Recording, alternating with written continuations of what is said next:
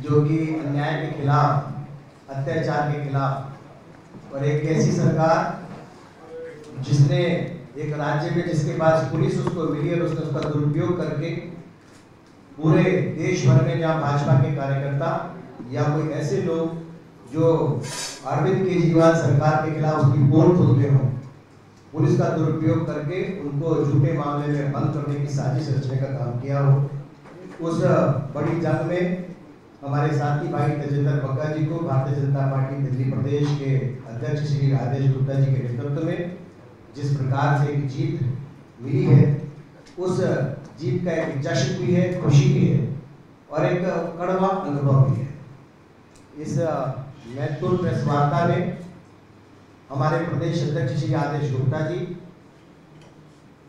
दिल्ली के लोकप्रिय सांसद भाई प्रवेश वर्मा जी, भारतीय जनता युवा मोर्चा के राष्ट्रीय सचिव और दिल्ली भारतीय जनता पार्टी के प्रवक्ता भाई तेजेंद्र बग्गा,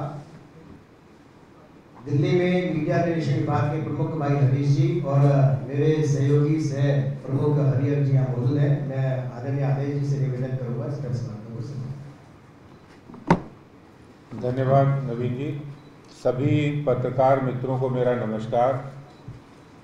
सबसे पहले मैं आज कार्यालय में तेजेंद्र पाल सिंह बग्गा जी जो यहाँ आए हैं, मैं उनका बहुत हार्दिक अभिनंदन और स्वागत करता हूँ।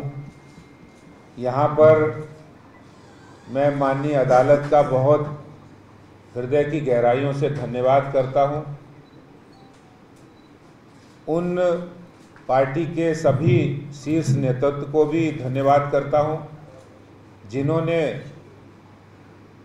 समय रहते हम लोगों को मार्गदर्शन दिया और इसके साथ ही साथ दिल्ली पुलिस और हरियाणा पुलिस के न्यायपूर्ण कार्रवाई का भी मैं धन्यवाद करता हूं और करोड़ों कार्यकर्ताओं का जिन्होंने इस न्याय की लड़ाई में प्रत्यक्ष या अप्रत्यक्ष रहकर इस न्याय की लड़ाई का साथ दिया है। देश की जनता ने भी साथ दिया है। आज की प्रेस वार्ता इसलिए नहीं है कि तेजेंद्र पाल सिंह बग्गा को सिर्फ राहत मिली है,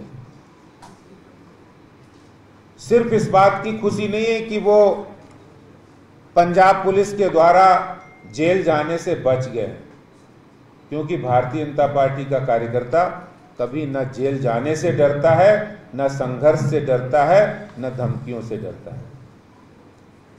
सिर्फ जो लड़ाई थी और जो लड़ाई है और जिस लड़ाई की शुरुआत, जिस झूठ की शुरुआत, जिस षड्यंत्र की शुरुआत अरविंद केजरीवाल ने इंद्रप्रस्थ दिल्ली की धरती पर की है, वो महाभारत की लड़ाई जो 5000 साल पहले हुई थी वो आज फिर शुरू हो गई है, जिसका अंत, जिसका पहला अंत कुरुक्षेत्र में कर दिया है, जिसके लिए पार्टी के हमारे राष्ट्रीय नेतृत्व गृह मंत्री जी, उनको धन्यवाद करता हूं कि उन्होंने कृष्ण की भूमिका अदा की और तेजेंद्र पाल सिंह बग्गा ने उसमें झुके नहीं।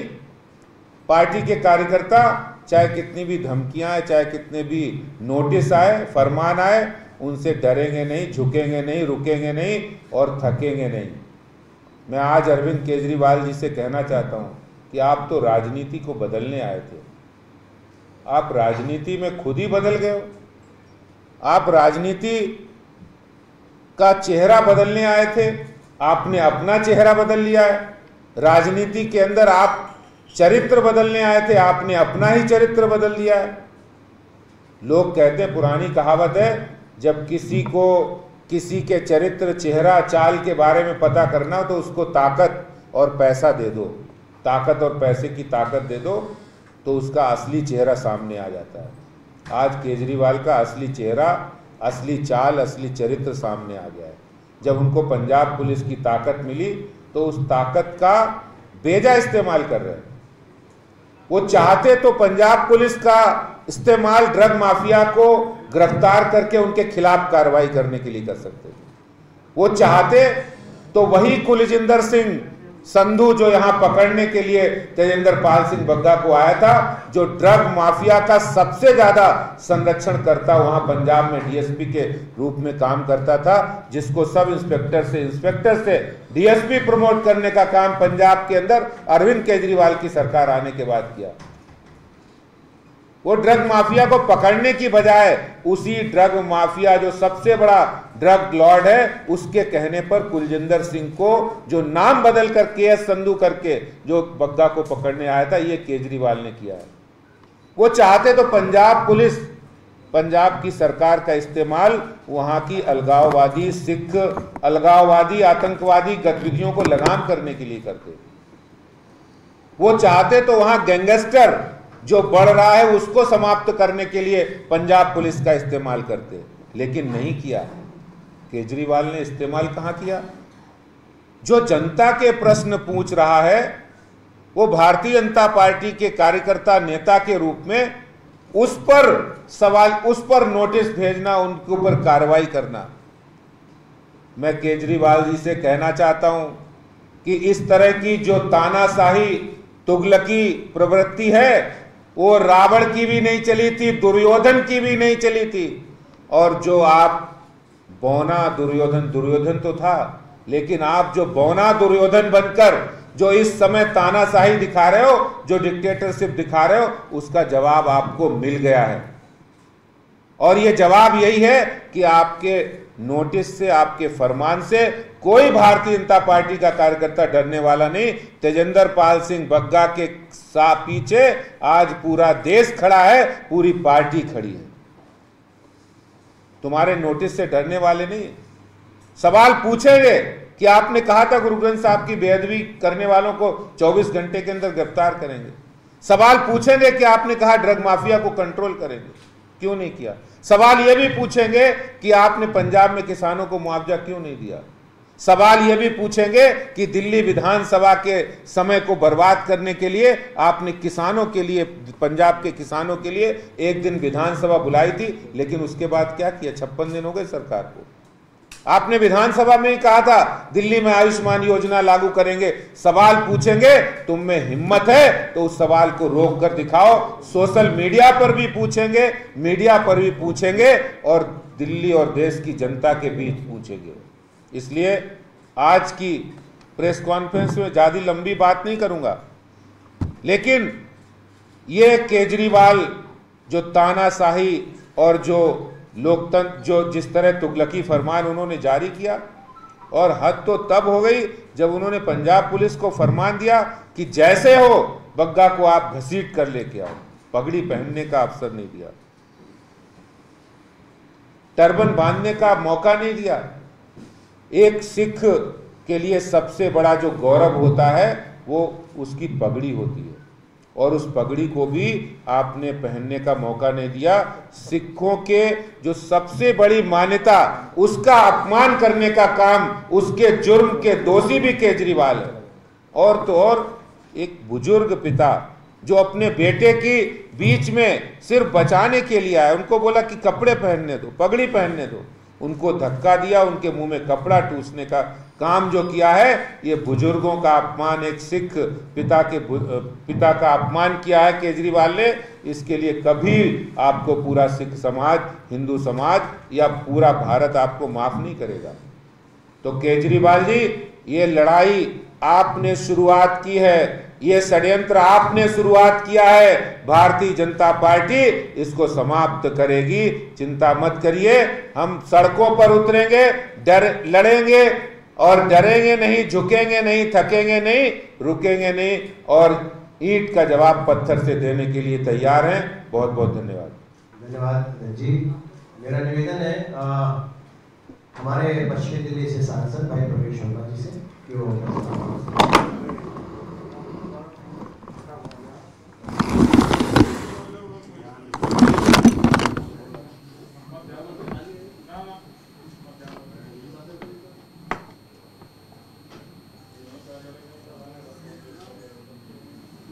मुद्दई लाख बुरा चाहे तो क्या होता है, वही होता है जो मंजूर खुदा होता है। अरविंद केजरीवाल चाहे भगवंत मान, ये जितने भी लोग अगर हमारा बुरा चाहेंगे तो हमारे साथ हमारा भगवान है, हमारा ईश्वर है, और हर कार्यकर्ता के साथ में पार्टी मजबूती के साथ खड़ी है। ये इस पूरे एपिसोड के बाद में एकदम साफ हो गया है। हमारे बीच में बग्गा जी जो एक सच्चाई की लड़ाई के बाद यहाँ पर बैठे हैं, जिनके साथ में इनकी गलती ये थी कि 7 साल से ये अरविंद केजरीवाल के जो कारनामे हैं उसके बारे में ट्वीट करते थे, सोशल मीडिया पर उसका उजागर करते थे। 7 साल से अरविंद केजरीवाल जी ने कोई एफआईआर नहीं कराई। दिल्ली में उनकी सरकार थी, अगर इन्होंने कोई कानून का उल्लंघन किया होता तो दिल्ली में एफआईआर हो जाती, मगर क्योंकि इन्होंने कोई कानून का उल्लंघन नहीं किया, बिना कानून का उल्लंघन किए अगर कहीं पर एफआईआर आज इस देश में हो रही है तो वो पंजाब में हो रही है।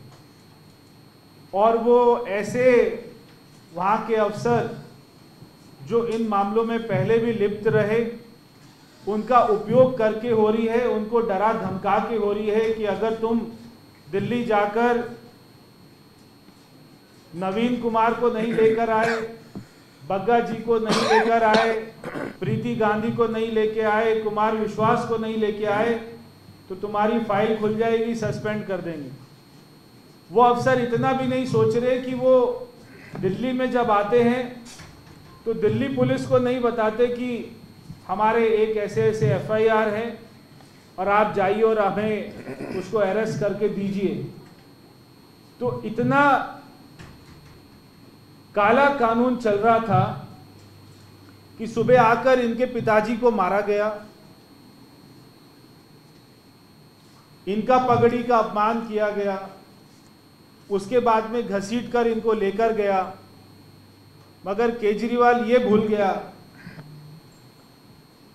कि वो एक बग्गा का मुंह बंद करेगा तो इस पार्टी में लाखों बग्गा खड़े हो जाएंगे, और इस बग्गा का, हमारे तेजेंद्र बग्गा जी का मुंह वो कभी बंद नहीं कर सकता, क्योंकि जितना मैं तेजेंद्र बग्गा जी को जानता हूं, इनके लिए देश सबसे पहले है, दिल्ली की जनता सबसे पहले है, उसके बाद में पार्टी है, उसके बाद में ये खुद अपने आप को समझते हैं।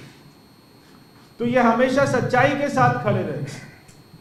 अगर कभी हम भी कोई गलती करते हैं तो ये हमें भी टोकते हैं, पार्टी भी कोई गलती करती है तो पार्टी को भी टोकते हैं। तो ऐसे व्यक्ति से अरविंद केजरीवाल नहीं जीत सकता। आज जो पंजाब में खालिस्तान दोबारा से जिंदा हो गया है, वहां पे ग्रेनेड अटैक हो रहे हैं, वहां के टीचर्स को सैलरी नहीं मिल रही है, रोज एक इंटरनेशनल खिलाड़ी का मर्डर हो रहा है, जो गुरु ग्रंथ साहिब की जिन्होंने बेद भी करी उनको पकड़ा नहीं जा रहा, और आज वहां की पुलिस क्या कर रही है, ये सारे काम छोड़कर बग्गा जी को ढूंढ रही है। बग्गा जी को अरेस्ट करने के लिए 1 नहीं, 4 नहीं, 10 नहीं, 50 पुलिस वाले, और ऐसी गाड़ियों में आए जो दिल्ली पुलिस की पंजाब पुलिस की गाड़ियां नहीं थी। हम वो गाड़ियों की जांच करवा रहे हैं, उसमें एक गाड़ी तो चोरी की गाड़ी थी, वो पंजाब पुलिस की गाड़ी नहीं है। चोरी की गाड़ियों में पंजाब पुलिस आती है, यहां की दिल्ली पुलिस को इन्फॉर्म नहीं करती और उठाकर लेके जाती है। इससे ज्यादा मैं समझता हूं बड़ा क्राइम कोई नहीं हो सकता जो अरविंद केजरीवाल खुद कर रहा है। और उस समय भी सुबह के समय अरविंद केजरीवाल अपने मुख्यमंत्री दिल्ली के आवास पर बैठकर भगवंत मान से हॉटलाइन पर बात कर एक एक सेकंड की इंफॉर्मेशन ले रहे थे। और वो जो संधू है डीएसपी, जो अपना नाम बदल कर आता है, उससे लगातार मोबाइल पर बात कर रहे थे कि अब क्या करना है, अब क्या करना है। तो जीत कोई बग्गा जी की नहीं है। ये जीत सच्चाई की जीत है। ये जीत सारे पार्टी के कार्यकर्ताओं की जीत है। और इस जीत में जो सबसे बड़ी भूमिका है वो हमारे सारे मीडिया के बंधुओं की है, जिन्होंने सुबह से उस सच को दिखाया, सच्चाई को दिखाया। आप लोग पीछे नहीं हटे। आप लोगों ने एज इट इज जो चल रहा था मीडिया में वो दिखाया, बिना किसी के दबाव में, बिना किसी के प्रेशर में। इसलिए पूरा देश उस दिन सारे बग्गा जी के साथ खड़े हो गए थे, चाहे वो कांग्रेस पार्टी का हो, चाहे वो आम आदमी पार्टी का हो। आम आदमी पार्टी के कार्यकर्ता भी दिल्ली में ये कह रहे थे कि केजरीवाल गलत कर रहा है, उसको ये नहीं करना चाहिए। तो मैं हमारे प्रदेश नेतृत्व को, आदेश जी को, जिन्होंने उस दिन तत्परता दिखाई, हमारे गृह मंत्री जी माननीय अमित शाह जी, जिन्होंने एक कार्यकर्ता की इतनी चिंता करी, उनका मैं धन्यवाद करता हूं। हमारे दिल्ली के सीपी राकेश जी का, हरियाणा पुलिस का, हरियाणा के मुख्यमंत्री श्री मनोहर लाल खट्टर जी का मैं धन्यवाद करता हूं कि जिन्होंने अरविंद केजरीवाल को आज के बाद हमेशा के लिए ये सबक सिखा दिया है कि दिल्ली में घुसने से पहले पंजाब पुलिस 100 बार सोचेगी। किसी भारतीय जनता पार्टी के कार्यकर्ता के ऊपर हाथ डालने से पहले पंजाब पुलिस 100 बार सोचेगी। और अगर वो गैर कानूनी काम करेगी दिल्ली में आकर, तो कल को उनको भी अरेस्ट किया जाएगा दिल्ली में। ये मैं उनको बताना चाहता हूं। बहुत बहुत धन्यवाद। धन्यवाद मनोहर जी। मेरा निवेदन है भाई तेजिंदर बग्गा से अपने अनुभव और अपनी बात ये सारे माइक भी कर।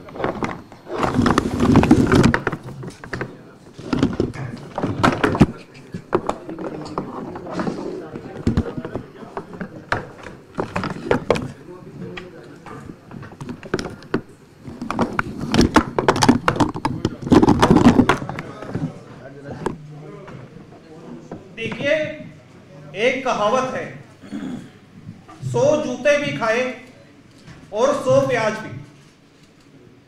दिल्ली के मुख्यमंत्री अरविंद केजरीवाल पे आज ये कहावत सही सिद्ध होती है।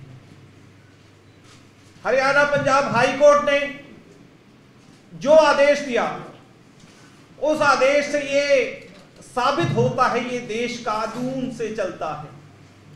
अरविंद केजरीवाल पंजाब जीतने के बाद अपने आप को कानून से ऊपर समझने लगे थे। अरविंद केजरीवाल पंजाब जीतने के बाद अपने आप को डॉक्टर बाबा साहब भीमराव अंबेडकर से बड़े समझने लग पड़े थे। आज उनका वो दम भारत के उच्च न्यायालय ने तोड़ने का काम किया है। जिस प्रकार से नाजायज तरीके से मेरी पंजाब पुलिस द्वारा किडनैपिंग कराई गई, मुझे गिरफ्तार कराया गया, मेरा दोष क्या था? मेरा दोष यह था कि मैं अरविंद केजरीवाल जी से पूछता था कि गुरु ग्रंथ साहब जी के बेदबी करने वालों को जेल के अंदर कब डालोगे? आपने ही तो कहा था कि 24 घंटे के अंदर जेल के अंदर डालेंगे। उनको 2 महीने बीत गए, कब जेल में डालोगे? मैं उनसे यह पूछता था कि मेरे पंजाब के जो बेटियां हैं उनके सुहाग गुजर रहे हैं, माओ की कोख उजड़ रही है, उन ड्रग्स माफियाओं को आपने कहा था 1 हफ्ते के अंदर जेल में डालोगे, आपने एक भी एफआईआर नहीं की, कब उनको जेल में डालोगे? मेरा दोष यह था, मैं उनसे पूछता था जो पंजाब के अंदर अलगाववाद के नारे लगा रहे हैं, जो खालिस्तान के नारे लगा रहे हैं, वो देश तोड़ने वालों को जेल की सलाखों के पीछे कब डालेंगे? लेकिन इन दोषियों में से किसी को जेल की सलाखों में नहीं डाला गया। मुझे इस प्रकार से गिरफ्तार किया गया जैसे किसी आतंकवादी को गिरफ्तार किया जाता है। अगर मेरे खिलाफ अगर आप उस एफआईआर को देखेंगे, मैंने ये कहा था, जो उन्होंने कहा कि कश्मीर फाइल्स की फिल्म झूठी है, मैंने कहा कि अरविंद केजरीवाल जब तक इस हिंदू समाज से माफी नहीं मांगते, क्योंकि 1947 के बाद इस देश का सबसे बड़ा अगर कोई नरसंहार हुआ है तो वो कश्मीरी पंडितों का हुआ है, जहां 5 लाख लोगों को अपने घर छोड़ के जाना पड़ा। मैंने ये कहा था कि उन लोगों से माफी नहीं मांगोगे तो हम आपको चैन से जीने नहीं देंगे। क्या ये जान से मारने की धमकी होती है? मैं आप लोगों से, मीडिया के मित्रों से पूछना चाहता हूं, अगर मैं अरविंद केजरीवाल को कल को कहूं कि चुल्लू भर पानी में डूब के मर जाओ तो वो मेरे पे एफआईआर कर देंगे कि मैंने उनको सुसाइड के लिए प्रेरित किया है। मुझे लगता है ये अरविंद केजरीवाल जो अपना दम दिखाना चाहते थे, जो अपना घमंड दिखाना चाहते थे, उनको हाईकोर्ट ने ऐसे करारा तमाचा मारा है कि वो कई महीनों तक अपना चेहरा दिखाने लायक नहीं रहे।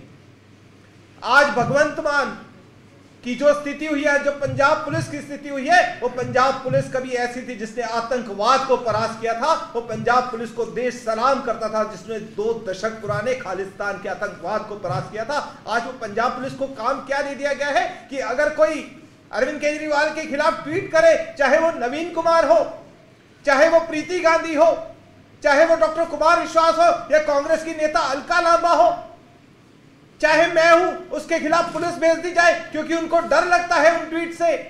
तो मैं उनको कहना चाहता हूं, भारतीय जनता पार्टी का कार्यकर्ता कभी डरने वाला नहीं है। आप एक नहीं 1000 मेरे खिलाफ एफआईआर करोगे तब भी मैं आपसे सवाल पूछूंगा कि गुरु ग्रंथ साहब जी की बेदबी करने वालों को जेल की सलाखों में कब डालोगे। और मैं कहना चाहता हूं, अरविंद केजरीवाल उनको जानबूझ के बचा रहे हैं और ये आरोप मेरे नहीं है, उनके विधायक कंवरपाल सिंह के आरोप है जो अमृतसर से विधायक है, जो समय एसआईटी का हिस्सा थे और जो एसआईटी उन दोषियों को बचा रही थी, उस एसआईटी से उन्होंने इस्तीफा दे दिया था। अरविंद केजरीवाल उस रिपोर्ट का जिक्र अपने हर भाषण में करते थे। वो कहते थे इस रिपोर्ट को अगर देख लिया जाए तो 24 घंटे के अंदर दोषियों को जेल की सलाखों के पीछे डाला जा सकता है। वो कंवरपाल सिंह ने कहा कि जिन पुलिस ऑफिसर्स ने गुरु ग्रंथ साहब जी की बेदबी करने वालों को बचाया, अरविंद केजरीवाल ने सत्ता में आने के बाद उनको प्रमोशन दी और उनके असिस्टेंट सीएम,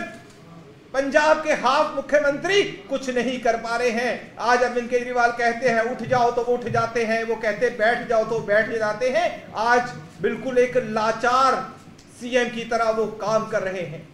मैं अरविंद जी को ये कहते हुए कि देश ने, दिल्ली ने, पंजाब ने उनको जो सत्ता सौंपी थी विकास के लिए सौंपी थी, लेकिन वो ये दिखाना चाहते हैं कि मेरे पास पुलिस आ गई है। तो मैं उनको बताना चाहता हूं, भारतीय जनता पार्टी का कार्यकर्ता लड़ेगा और तब तक लड़ता रहेगा जब तक आपके दम्भ को तोड़ नहीं देगा। धन्यवाद। बहुत बहुत धन्यवाद। इस विशेष संबंध में किसी तरह से आपकी चीज है पगड़ी, उसका अपमान किया गया, बेअदबी मामले में कोई कार्रवाई नहीं हुई, आपके रूप में कोई संघर्ष या आंदोलन करेगा? निश्चित रूप से सिखों ने भारतीय आम आदमी पार्टी के ऑफिस के बाहर और अरविंद केजरीवाल के घर के बाहर दोनों जगह प्रदर्शन किए। पंजाब में संगरूर में भगवंत मान के घर के बाहर प्रदर्शन किया और अल्पसंख्यक आयोग ने इसका संज्ञान लेते हुए उनको नोटिस भेजा है। मैंने उनसे निवेदन किया कि मुझे पगड़ी पहनने दीजिए, मुझे दस्तार बांधने दीजिए। हमारे सिखों में जो गुरु गोविंद सिंह जी ने रहत मर्यादा दी है, उस रहत मर्यादा के अनुसार कोई भी सिख अपने घर से नंगे सिर घर के बाहर नहीं जा सकता है। मैंने उनसे बार बार कहा। और जो पंजाब पुलिस ने वीडियो रिलीज किया उसमें ऑडियो, अगर आप सभी चैनल्स के बाद उसमें देखेंगे, ऑडियो को गायब कर दिया है। मैं आपसे निवेदन करूंगा कि अगली बार जब आप पंजाब पुलिस के किसी अधिकारी से मिले उनको बोले वो ऑडियो दे, उस वीडियो को ऑडियो के साथ रिलीज करें। मैं बार बार उनसे कह रहा हूं। और उनकी एक पुलिस ऑफिसर जो वहां पे थी, लेडी पुलिस ऑफिसर, उन्होंने कहा पगड़ी दस्तार बांधने दो। उन्होंने कहा कि अब इसकी दस्तार तो हम पंजाब जाके सजाएंगे। लेकिन मुझे लगता है ये पुलिस ऑफिसर्स का भी दोष नहीं है, क्योंकि वो दिल्ली के मुख्यमंत्री के डायरेक्शन में ये काम कर रहे थे। उन्होंने मुझे रास्ते में कहा कि आप केजरीवाल के खिलाफ अगर बोलना बंद कर देते हैं तो ये सारे केस खत्म हो जाएंगे। हम मजबूर हैं, हम केजरीवाल के इशारे पर कर रहे हैं। हम तो देखिए छोटे मोटे ऑफिसर, हमारे हाथ में कुछ भी नहीं। आप बताइए, आपको पुलिस के जो बर्ताव किया, जो बातचीत आपके साथ हुई, जो व्यवहार आपके साथ हुआ, उससे आपको कुछ लगा कि पंजाब पुलिस का क्या प्लान है, आपको पंजाब लेकर या कुछ करने का प्लान है आपके साथ?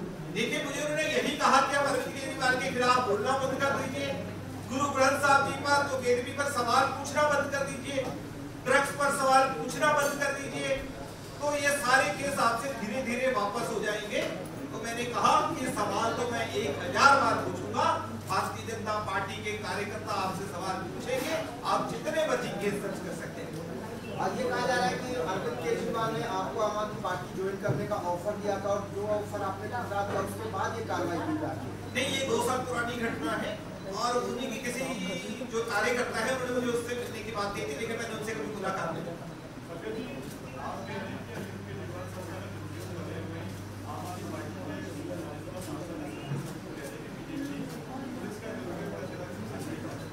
देखिए, जो व्यक्ति टिकट बैक करता हो, मुझे लगता है उसका सवालों का जवाब नहीं देना चाहिए।